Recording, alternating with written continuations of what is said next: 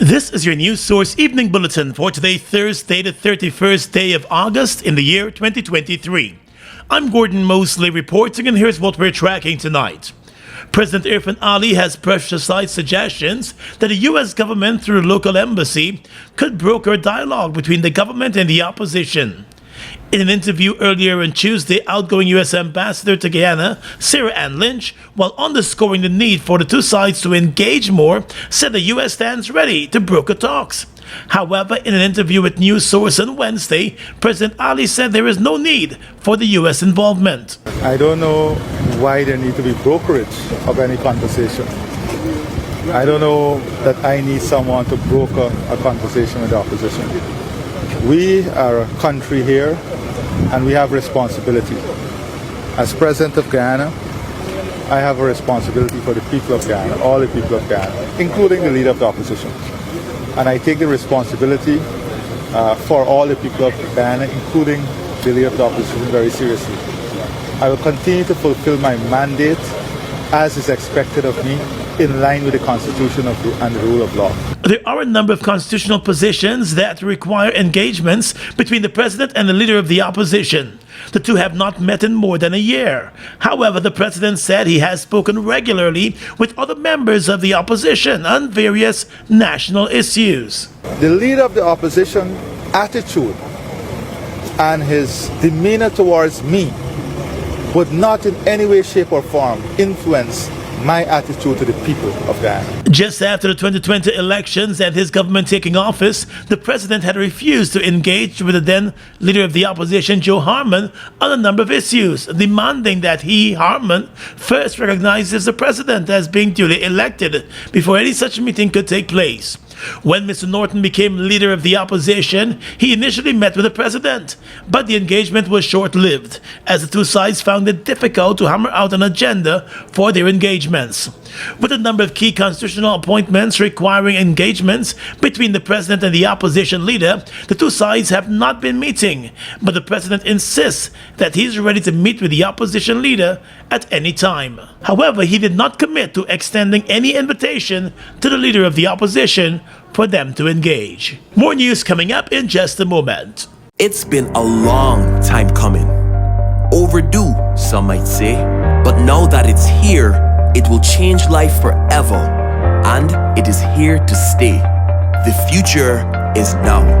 Transforming Guyana into the 21st century. Introducing GTT Fiber.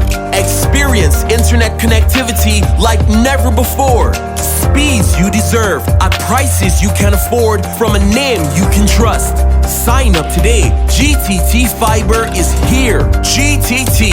Together, we rise faster. Oh my lord. I just love to shop in this store. My customers, them gonna love all these things. So many different things in one place. Household items, electronics, toys, stationery, confectionery, exercise equipment, shoes and clothes for men, women and children, school things, costume, jewelry, perfume, makeup. Oh, look the makeup! Giftland Office Max, Guyana's favorite department store. Having your own car means peace of mind. Having your own car means comfort and convenience. Having your own car means freedom to get there on your own time. It's Deal on Wheels at Republic Bank. It's time to get that new vehicle or upgrade to a better one with Republic. Super low rates and low down payment. Up to 8 years to repay and great prizes. Come in to Republic Bank today. Republic Bank. We're the one for you. Bust the flavors. We're full of flavors. Bust the flavors that me crave for. We're full of flavors. Tell your neighbors about the bust the flavors. Grab a bust the flavors. Yeah, thirst buster. Grab a buster. Bust the flavor, taste the savor. Bust the flavors. Bust the flavors.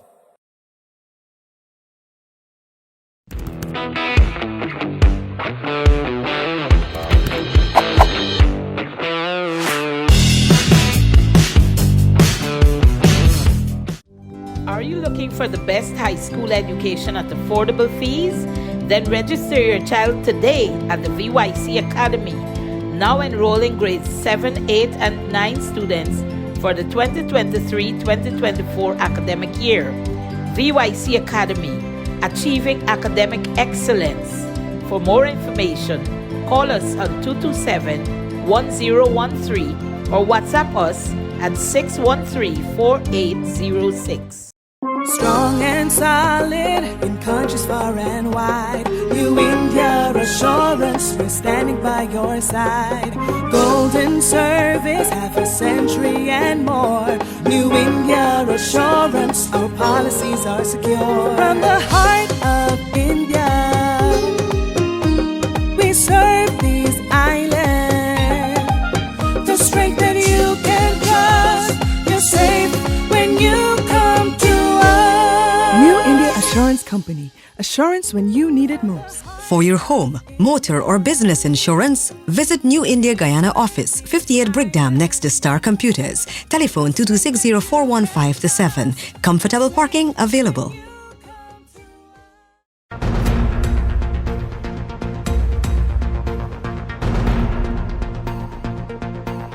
Welcome back. Let's tell you now that the Tushao of Santa Rosa in Region 1 has rapped the National Tushao's Council, accusing the body of leading a smear campaign aimed at discrediting the Tushao of Chinese landing Orin Finance over his representation of his community. However, the chairman of the National Tushao's Council, Derek John, has dismissed the claims of the NTC being involved in any smear campaign. The Santa Rosa Tushao's Travis Stanley raised the issue on Tuesday as the Tushao sat down with Vice President Bharat Jagdeo at their conference. Stanley said while he is appreciative of the money that Santa Rosa and the satellite villages have received under the Low Carbon Development Initiative, he is deeply concerned over attempts to discredit the Tushao of Chinese landing, who has been fighting to protect his people, their lands, and their resources. I am concerned that staff of the NTC is working on a campaign against the Tushao of Chinese landing. Tushao Stanley said any attempt to discredit the Tushao of Chinese landing should be rejected outright. And if you think that we Aborigines should be living on the leaves all the time and that there's no room for improvement in our lives, it's a smear campaign against Tushao Finance, and I'm asking the Tushaos here to support me in this, that we must not allow our images to be tarnished. The Santa Rosa Tushao alleged that an envelope containing the controversial flyer was handed to the Tushaos attending the 2023 NTC conference by a staff of the Tushao's Council. But even as the vice president was pronouncing on the matter, the chairman sought to set the record straight, telling the conference of Tushaos that the NTC had nothing to do with the flyer currently in circulation. I wanted to make it categorically very clear that I am not aware of such that is happening. And so when that can be stated here at the NTC and the core, at least the core, because I asked the question and they said that we are at loss. So now, I want to let you know that we will not support such, and we are not part of that. Meanwhile, the vice president said that the government has long supported the village of Chinese landing. The village has been pushing for the government to revoke the mining permit issued to businessman Wayne Vera. The only reason that Chinese landing or that village they have this long-standing issue with Wayne Vera. But the reason they got the right to pursue that issue was because of the 2006 Amerindian Act that we passed, the PVP passed, which gave basically veto powers for the village over medium and small scale mining. It is we who give the communities that power under the act passed by the PVP. Secondly, on that matter, we stood on the side of the community throughout, all the way to the Caribbean Court of Justice, when the Caribbean Court of Justice ruled against us The Guyana Georgian Mines Commission had issued VER with a cease work order in November 2010 over an alleged breach of the Amerindian Act. However, the Caribbean Court of Justice overturned that order, ruling in favor of the miner in 2017. Vice President Jack Dio on Tuesday said the judgment of the court must be respected. He said the government will also respect the ruling of the Inter-American Commission on Human Rights, which granted precautionary measures in favor of the indigenous Carib community of Chinese Landing. The government has since halted all mining in the area to prevent pollution and a number of social problems. But the vice president said on Monday the GGMC reported that 9 illegal mining operations were unearthed in the village. And we have to take firm action, because if they say that the village and the villagers are being affected because of pollution and harassment, then there's Wayne Vera can't mine, but no other illegal mining or anything nobody should mine. And then that solves the problem, at least for now, until we complete the fact finding. Jack Dio made it clear as well that the government will not get into a village fight. According to the vice president, a number of residents have approached the government, indicating that they are not in support of the village council at Chinese Landing. With Guyana's next general and regional elections just 2 years away, the U.S. is urging the country to take the necessary steps to strengthen its electoral system and to build an existing infrastructure to ensure that the country's electoral process remains free and fair. The outgoing U.S. Ambassador Sarah Ann Lynch, during a final press conference today at the Herdmanson Lodge, said based on information received, the Guyana Elections Commission is currently compiling a report on elections in the country with the hope of tabling a number of recommendations. She said Guyanese must examine those and other recommendations that were tabled subsequent to the 2020 elections, which were engulfed in controversy, and act in the best interest of the people and the country. The electoral process is critical to a strong democracy.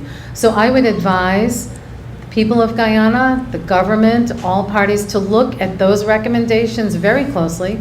Look at the recommendations that were made after the 2020 election to see what really stands out, what things can be worked on now. You don't want to wait till the last minute until it's a month before the election. And noting that some recommendations may take time to implement, the U.S. ambassador stressed the importance of acting on them now.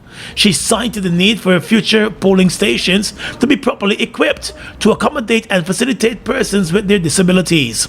She also said the country must continue to explore tools that would strengthen the electoral process. The opposition has been pushing for the use of biometrics at polling stations. However, the chairman of the Elections Commission has said that constitutional reform would first be required to facilitate the use of such technology at polling stations. And I think many nations now are exploring biometrics as one additional tool that they can use to ensure that elections are free and fair. So I don't know what the final decision will be, but I think it's important to explore all tools that Guyana has access to in order to, again, ensure that elections continue to be free and fair. Back in December, the National Assembly approved several amendments to the Representation of the People's Act to address gaps and improve transparency in the electoral system. However, the opposition has been pushing for the country to revamp the voters list on the basis that it is bloated. International observers have also called for the implementation of laws to address campaign financing and the use of state resources, especially by the state media.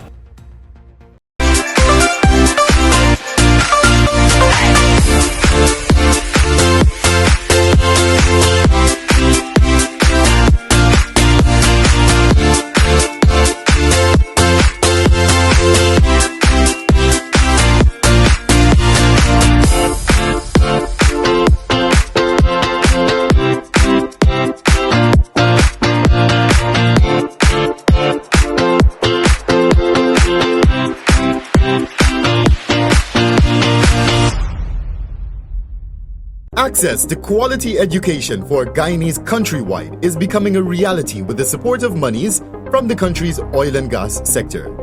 Some $94.4 billion was allocated this year to support the further development of the education sector. This covers access to textbooks, transportation to school, and hot meals for thousands of students. 30% of the funds used to propel development such as this in Guyana this year is being provided from the country's oil revenues.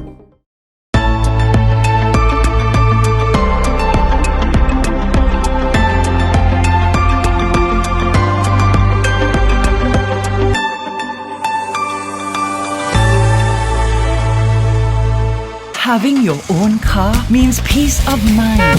Having your own car means comfort and convenience. Having your own car means freedom to get there on your own time. It's Deal on Wheels at Republic Bank. It's time to get that new vehicle or upgrade to a better one with Republic. Super low rates and low down payment. Up to 8 years to repay and great prizes. Come in to Republic Bank today. Republic Bank, we're the one for you. Purple Arts Productions presents Emerge 10, performance for children by children. So bring your children to the last lap entertainment before schools reopen at the Theatre Gale Playhouse September 2 at 18 hours. Admission $2,000. Purple Arts Theatre Productions Emerge 10, the award-winning children's group, compliments of Continental Group of Companies and Nalico Nafico, directed by Simone Dowding. An officer of the Guyana Prison Service has emerged as the best graduating student in the Guyana Defense Forces Standard Officers Course number 54. During a commissioning parade on Wednesday, Prison Officer Brandon Thomas was upgraded to the rank of Cadet Officer Prison and presented with a Sword of Honor as the top student. He also received a special prize for best shot during the military training. Cadet Officer Thomas is originally from Berbice. He joined the prison service in 2015, but it was not until 2021 that he was granted approval to apply for the Standard Officers course. He explained that he had sought approval 6 previous times to apply for the program before permission was eventually granted. Another Berbice resident, Second Lieutenant Charleston M. Brock of the Guyana Defense Force, emerged as the second best graduating student in the program. Mbrak also received the special award for best fitness.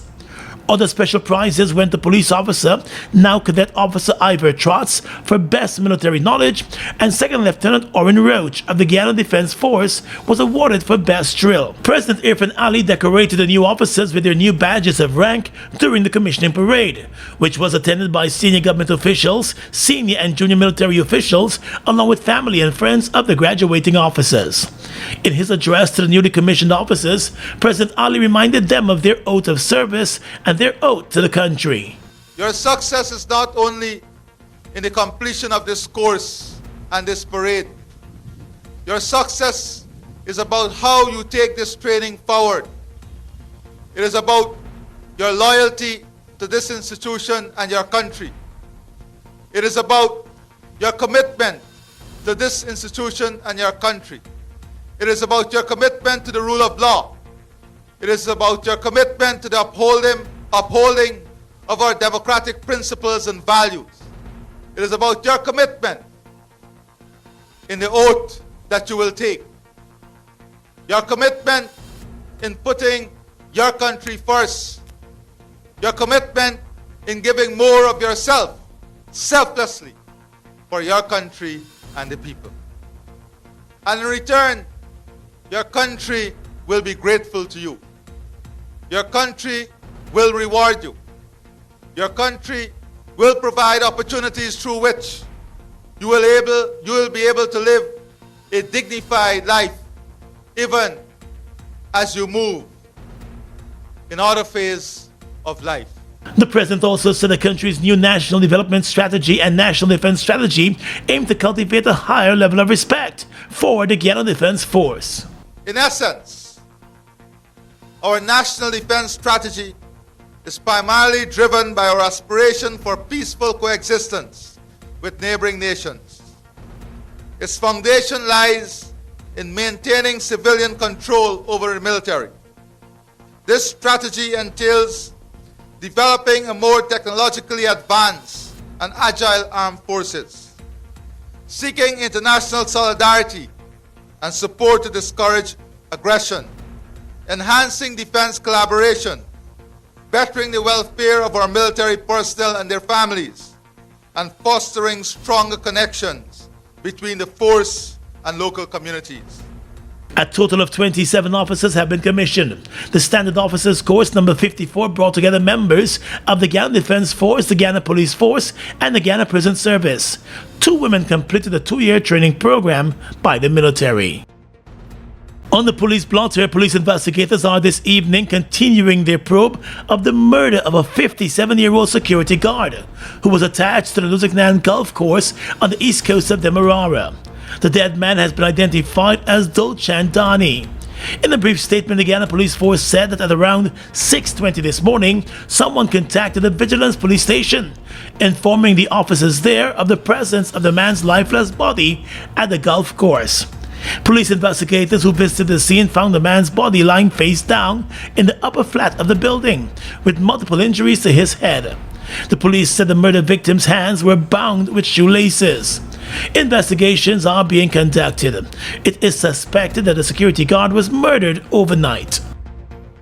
Across to the courts now, 35-year-old bartaker businessman Raymond Ripnerine was charged this morning with the offense of murder committed on bartaker resident Mark Braffett, who was beaten to death with a hammer last week. The murder accused appeared at the Bartaker Magistrate Court this morning and was not allowed to enter a plea to the indictable murder charge. Rupnerine has been remanded to jail until the 29th of September, when the matter will continue. A post-mortem examination found that the victim died from multiple trauma to the head and also found that his skull had been broken apart. A police report of the incident, which took place last Wednesday, stated that Braffett was at a betting shop when he got into an argument with the owner's son, Raymond Ripnerine, over the spilling of drinks on the countertop. The man reportedly hurled bottles at Ripnerine, but as he was leaving the premises, the suspect armed himself with a hammer and attacked the man, beating him mercilessly with that hammer to the head. The victim was taken to the Bartaker Hospital, where he was pronounced dead on arrival. The police report of the incident stated that blunt wounds were observed to the man's forehead, above his right eye, and to the right jaw. Fuel it up and drive, super 95. Tune up, fuel it up and drive, super 95. Tune up, protect your fuel system, boy. High mileage and performance, boy. Guy Oil Super 95 gasoline gives you more reasons to drive and is available at 56 service stations nationwide. For affordable price, high performance, and high mileage, choose Guy Oil's Super 95 gasoline. Fuel it up and drive!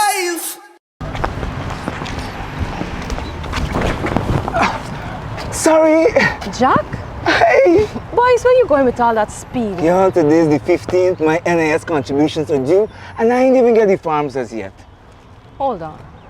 You mean to tell me that you're not aware that all self-employed persons can now make their NIS contributions using the MMG app from the comforts of their homes and offices? Really?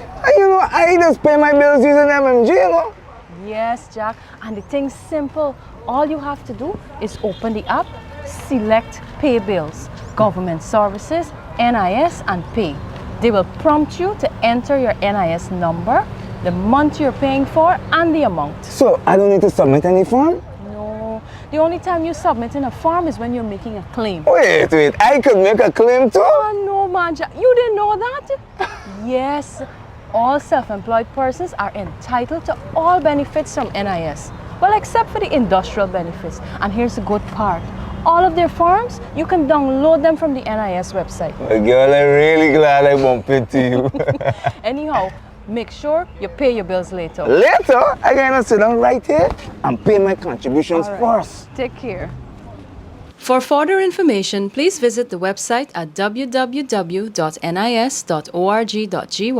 the National Insurance Scheme Facebook page, or your nearest NIS office. Food Max Supermarket, located on the ground floor at the Giftland Mall, is your one-stop shop for all your grocery needs. We stock a variety of imported frozen meat and food products, fresh produce, and pet supplies, freshly made bread. Rotisserie chicken and patties are also available daily. Shop in comfort today at Food Max and let our courteous staff assist you in satisfying your shopping needs. Food Max, the fresh food specialist. It's one of your biggest goals, getting your own home, where memories are made, where happiness lives. You may feel that home ownership or renovation is beyond your reach, but we at Republic want you to know that there's always a way. Ask us about our suite of mortgages. Let's help make your housing wishes come true. Or advise on how the equity in your existing home can finance other dreams and goals. Call or go online to learn more. Look who's in the mix now. The new Buster Soda Water. 0 calories, 0 sugar, 0 artificial flavors. 100% refreshing. Taste Buster Soda Water today. Buster Soda Water. Now available for only $120.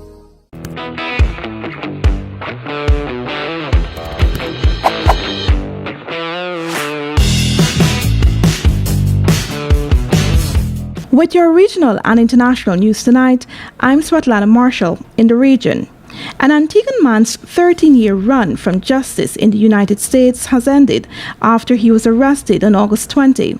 The U.S. Department of Justice, DOJ, said Richard Sullivan was detained at the John F. Kennedy International Airport in New York while proceeding through customs upon his return to the United States from Antigua. Sullivan was arraigned in the Eastern District of New York on August 21, 2023, and will appear in federal court in Boston at a later date.